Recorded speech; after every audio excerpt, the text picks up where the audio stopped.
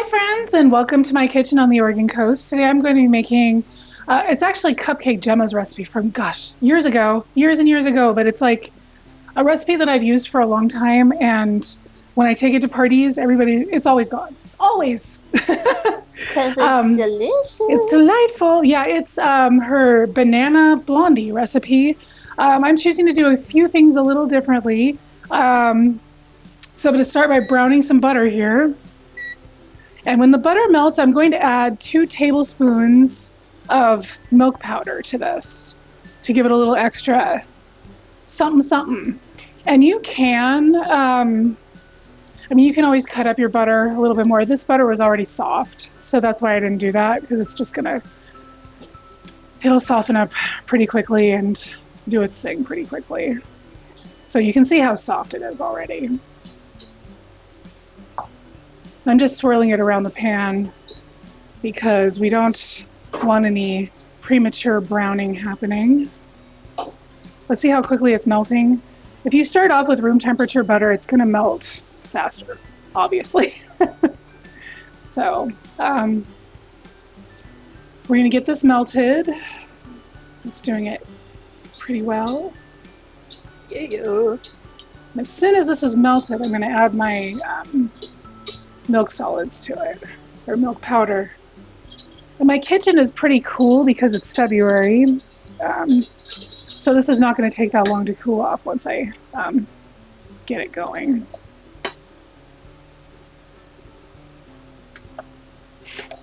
So we got that started. I'm just going to stir this up really well.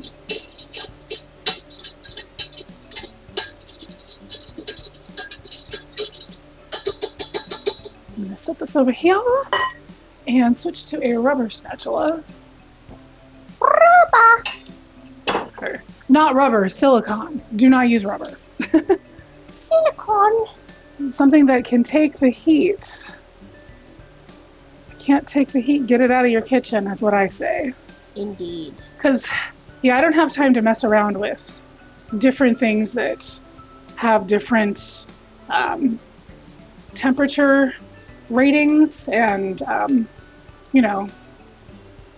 Nor would you want to, really. Like, if it's the best quality, it's gonna be good for your kitchen.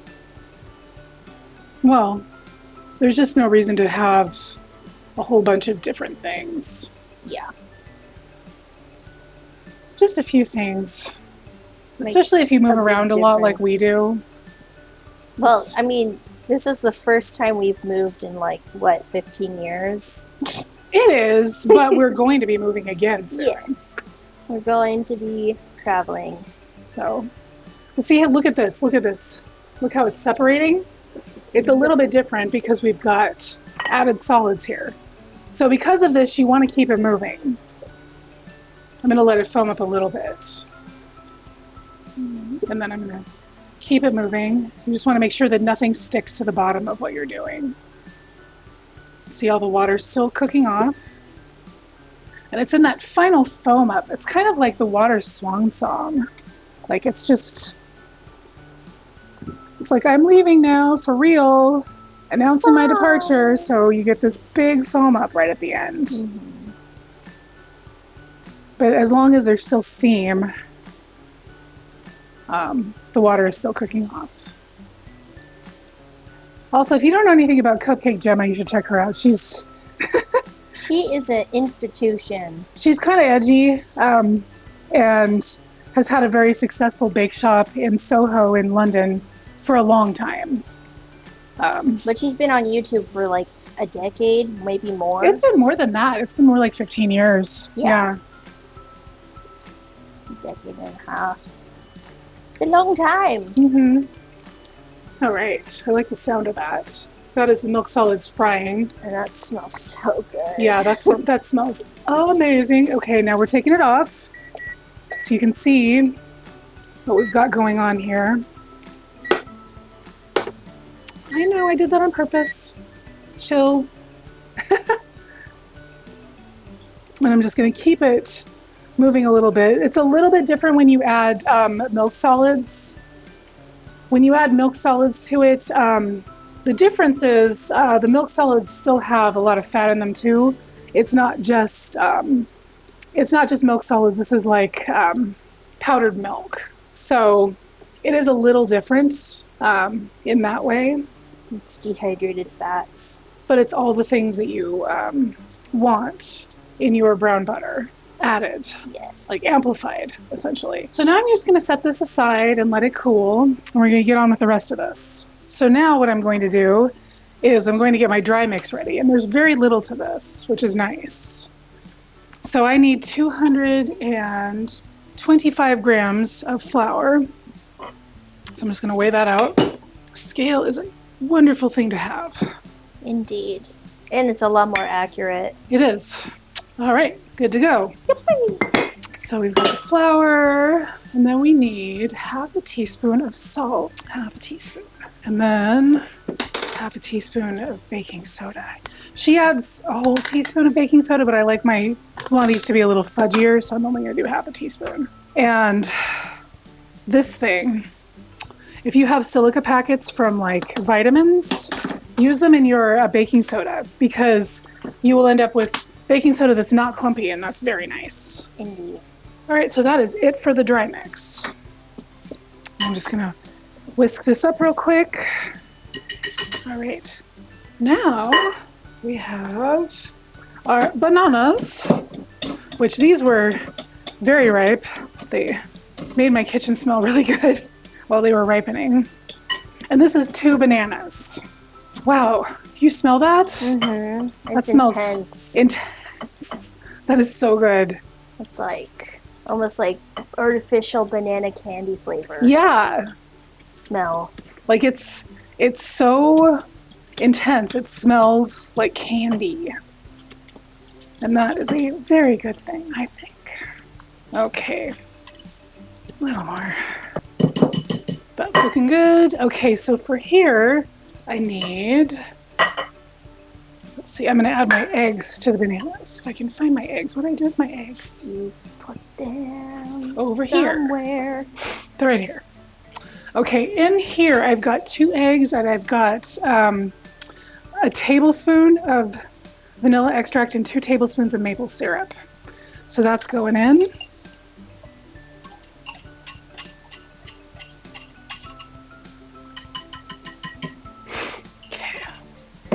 To that, I need, let's see, 280 grams of brown sugar. And what I'm going to do is just tear this and just weigh this out too. It's just going right in this bowl, so why not just use it, right? So, 280 grams.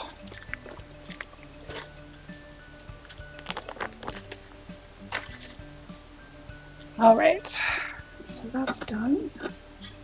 And I'm just going to mix these things together. You can mix the eggs with the brown sugar and kind of blanch that, but I don't like doing that in this recipe because it will result in a much fluffier blondie. If you want a really fluffy blondie, go ahead and do that. But I'm doing very minimal mixing here because I don't want that. And so the very last thing, I'm going to make sure this is body temperature. It is. I'm not going to cook my eggs. But look at this. Look at how much more you're getting here. Wow. Yeah. Now that is solid. It almost looks like grape nuts. Oh, yes. Yes, it does. That's so funny. Very nostalgic to spending the weekend at great grandma's for having those bran raisin or grape nut cereals. Yeah, it's like Raisin Bran, but smaller and I don't really very feel like bland. I don't really feel like millennials embraced the grape nuts. I think you can still get them. I don't know. Can you still get grape nuts? I haven't tried to buy them at all. I haven't seen them in stores, but Yeah. I also haven't really sought them out. Mainly because of my trauma at grandma's. Because that's the only cereal she had. And I was a sugar craving child. I didn't buy you sugar cereal, though. I know. Where did I put... Okay, here we go.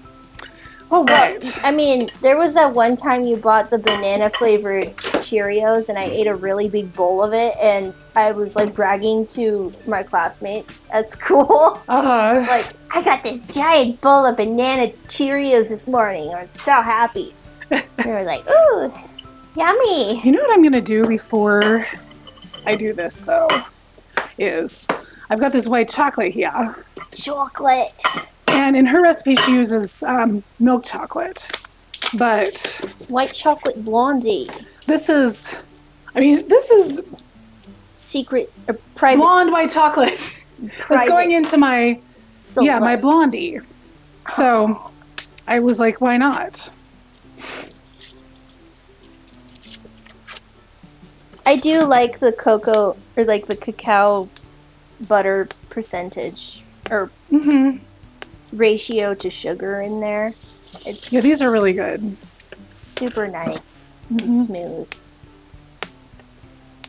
So the reason I'm doing this now is because you have less of a chance of them sinking to the bottom if you add them to your flour mix before you Actually mix everything. Yeah. Because coating them with flour kind of puts a little bit of air on them. It creates a barrier so that they can't. Yeah, it's kind of like your dredge, like if you're making like anything fried, like it will stick slightly to the outside of what you're doing. And then it's kind of like a Velcro situation. Okay. Is this... It's fine. I mean, it's a glass bowl. Yeah. So it's not like people can't see what's happening. True. Just better showmanship. That smells amazing. I cannot wait to try these later. Oh, yeah. It's been a hot minute since I've made these, but I love them. You should maybe keep that spatula. What? You should maybe keep that spatula. True. Okay. Just in case. No, I think that's a good idea. You're right. So I'm going to go in with my Danish whisk. Get this all nice and incorporated. That looks so nice. But you always want to go through and just look with your spatula too, because sometimes there will be hidden pockets of things on the bottom of your bowl. Yeah. So that's you just never want fun to discover once you've put it into the pan. Yeah. And I've prepped a 9x9 baking pan for this. And I keep going the wrong way. I mean, if it's easier for you, I don't think it's a problem. Yeah. But you can't get a load of this guy. Get a load of this guy. Get a load of this guy. Oh, man. It just smells so good. Yeah. So I'm just going to put a few of these on top here. Just for, so people know what they're getting into. Some delicious little shards of chocolate. This is gonna be so good. Oh, yes, it will. And the top, like the stuff on top is probably going to brown a little. Yeah. It's going to turn even more delicious. I'm just so glad that I found this, because caramelize. Making your own caramelized white chocolate is work. It takes a long time. Yeah, it's quite an endeavor. It takes a commitment. It takes about, probably 45 minutes at least. All right, so this is going into the oven, and I'm going to bake this for probably at least 35 minutes. I'll check it at that point, and if it needs longer, I'll give it longer. But it's 350 degrees. Cool. And we're back. So this baked for about 45 minutes at 350.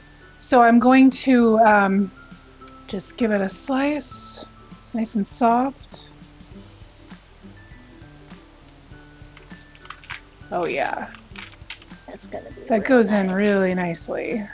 Real sick. Not overbaked.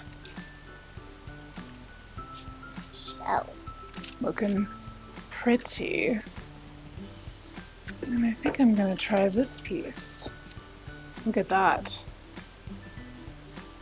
So it's still a little cakey because I did use a little bit of chemical leavener, but it looks really good. So here we go. Let's give this a go. Dibbity-doo. Mmm.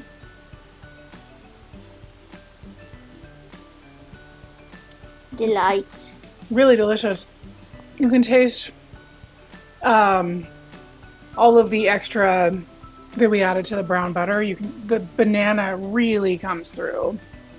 It's like aggressively banana. It's a banana punch. It's like a nice Hawaiian punch, but banana.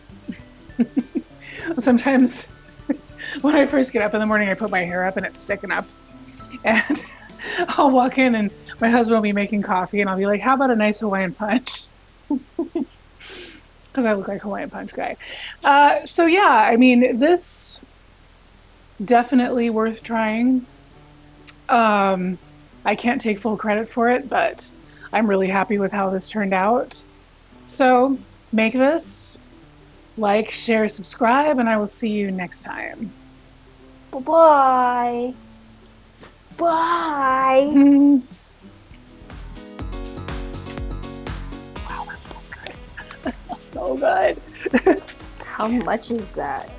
260 so far. Oops. Just a little more. It's okay. It's not touching the eggs. That's not touching the eggs. It's not touching the eggs. All right, we're good. It's fine.